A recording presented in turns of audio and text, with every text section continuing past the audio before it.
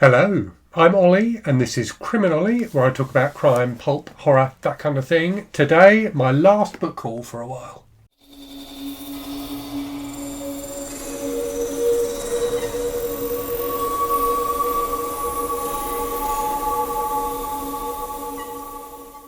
So as you may have seen, I've recently announced I'm going to be starting the Read What You Own challenge again from the 5th of November, which means I can't buy any books for myself. I'll still be accepting books in as gifts and books from authors and publishers, but I won't be buying stuff myself. So I think this is going to be my last sizable book haul for a while. As usual, I've got a load of different things here.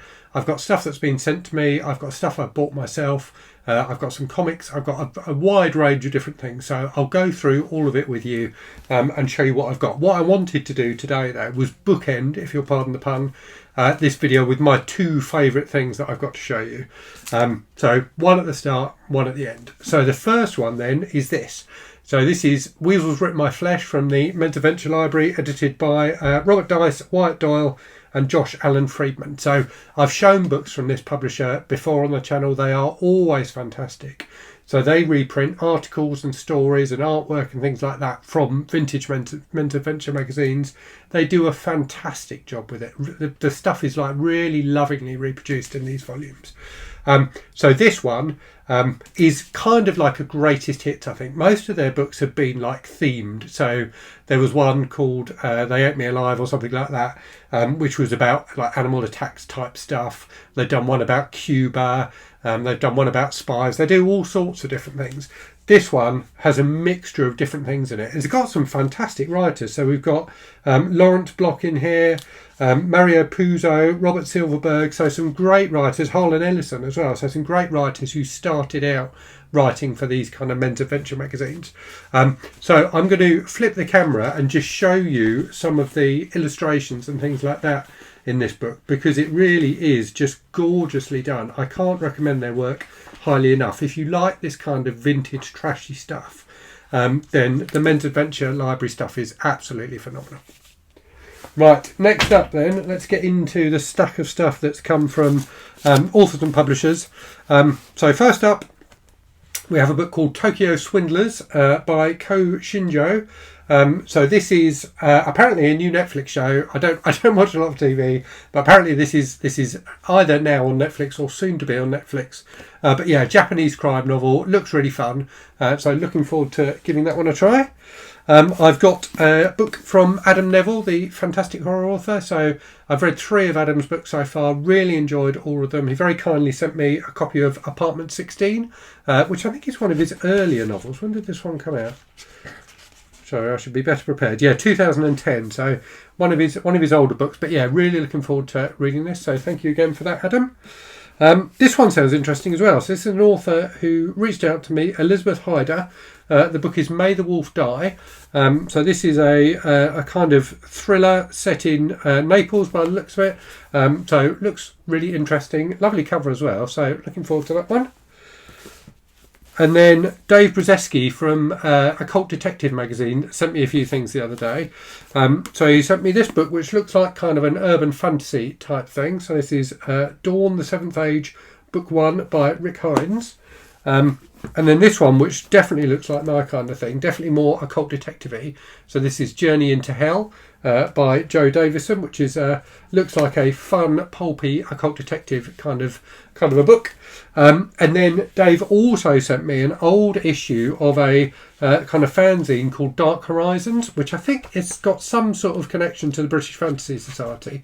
Produced for the British Fantasy Society. So this is from 1990, and it's got a short story by Guyan Smith, the fantastic pulpy British horror author. So a short story called The Ginger Bear. So very much looking forward to reading that, and thank you again, Dave, for sending that over. Next, I've got a book that was sent to me unsolicited by the author. So I do generally encourage authors to contact me, send me some details about the book, and then I can let them know if I think it's going to be something that would interest me. But sometimes people do just send me stuff completely out of the blue. This was one such thing. It's called The Vampires of Wilcombe Lee, and it's by Kevin Barton. I do like the cover a lot, and he described it as being kind of fun, pulpy horror. So I think he wrote it a little while ago. Yeah, published in 2016 by the looks of it. So yeah, very much looking forward to giving that a try. And thank you again for sending that through if you're watching, Kevin. And now next we have the book that I picked up at the crime festival I went to last weekend.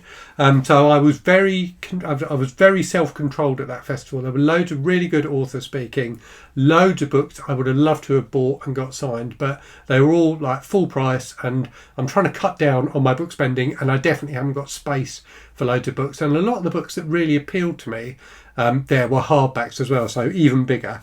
But this one just sounded so good, and I really enjoyed watching the author Steph Penny talk as well.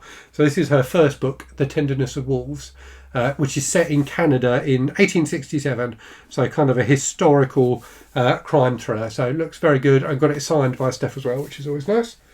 Right, moving on then to stuff I bought myself. So first up, I think this is the last batch of Commando comics I'm getting with the subscription that I was given for Father's Day. So that was a 3-month subscription. I think this is the last lot. I've still got a stack I haven't read yet, so I'll probably wait until I've read through all the ones I've got, and then at that point my Read What You Own challenge will probably be done, and I will resubscribe. So anyway, these all look fun. So we've got Ghost Pilot, The Demon of Selva Oscura with a fantastic cover, River of Death, and The Mummy's Tomb. So they do sometimes, particularly at this time of year as we're coming up to Halloween, they do some kind of horror ones as well, which are always entertaining. Right, I'm having to stack these books carefully so they don't fall over. So now we get into the stack of second-hand books I got in a little tour of the local charity shops and the charity section at one of our local supermarkets as well. So a variety of different things here, but they do all look fun. So I got Rivals by Jilly Cooper. So I think it was the summer of 2022, or it may have been 2023. I was trying to remember. Anyway, I read Riders, the first book in the Rutshire Chronicles by Jilly Cooper, and absolutely loved it. Rivals has just been turned into a TV show, which is on Disney Plus over here in the UK. Not sure what services it's on in the US. But yeah, I enjoyed Rivals so much. This was dead cheap. I enjoyed Riders so much. I've wanted to continue with the series. This was super cheap, so I figured I'll read this and then watch the TV show. Next up then, we have a few little romance books. So a couple of Mills and Boon. So we've got A Man Worth Knowing by Alison Fraser.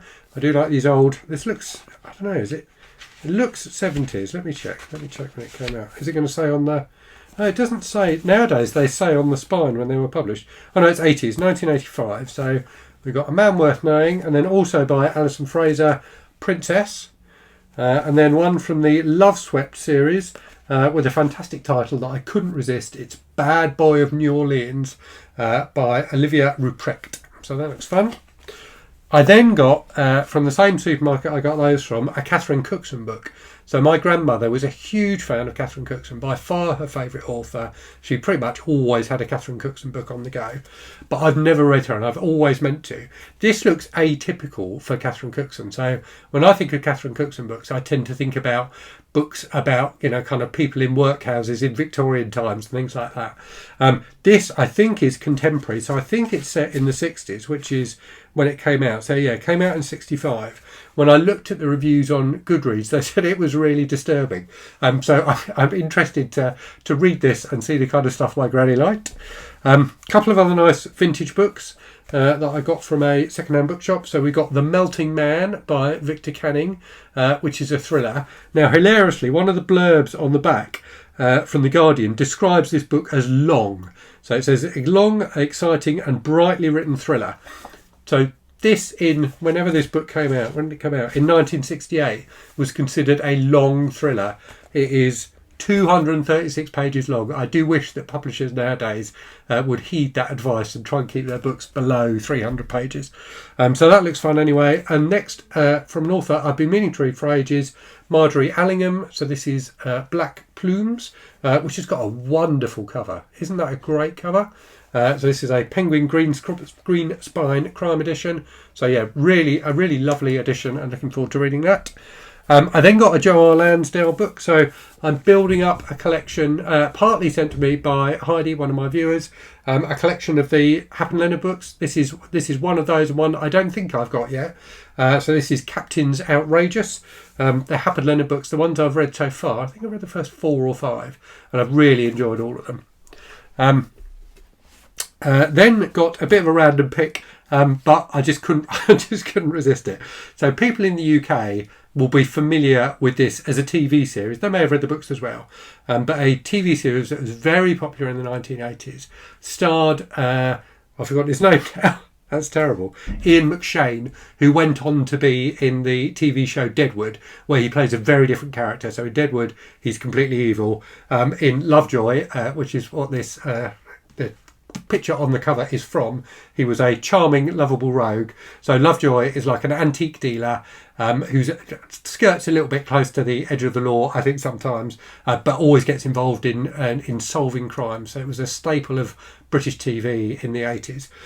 So this has got 3 of the novels that inspired it, all by Jonathan Gash.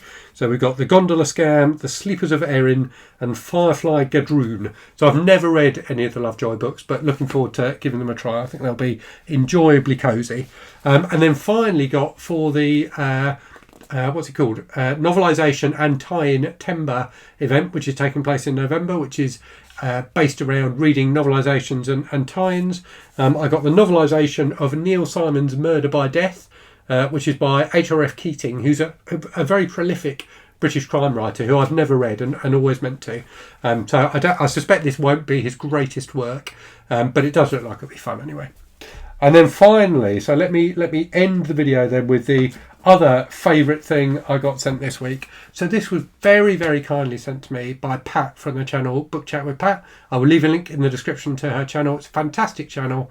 She's a retired teacher, and she's doing a wonderful series of videos at the moment where she talks about books that she really enjoyed teaching, books that really kind of cut through to her students. Anyway, Pat very kindly sent me this lovely Library of America box set of 9 classic thrillers from the 1960s.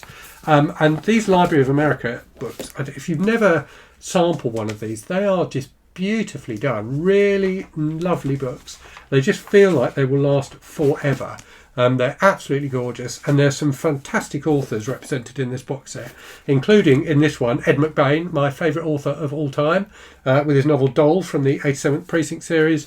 But we've also got Chester Himes, who I'm also a big fan of, Margaret Miller, Patricia Highsmith, who's in the other box, Frederick Brown, who I've very recently discovered and really enjoy, Dan J. Marlowe, who I don't think I've heard of, Charles Williams, so his novel Dead Calm, which was the inspiration for the Nicole Kidman film from the early 90s, I guess it was, and Dorothy B. Hughes, and Richard Stark as well. So some absolutely fantastic authors and a beautiful, beautiful box set. So thank you again very much for that, Pat. Really do appreciate it.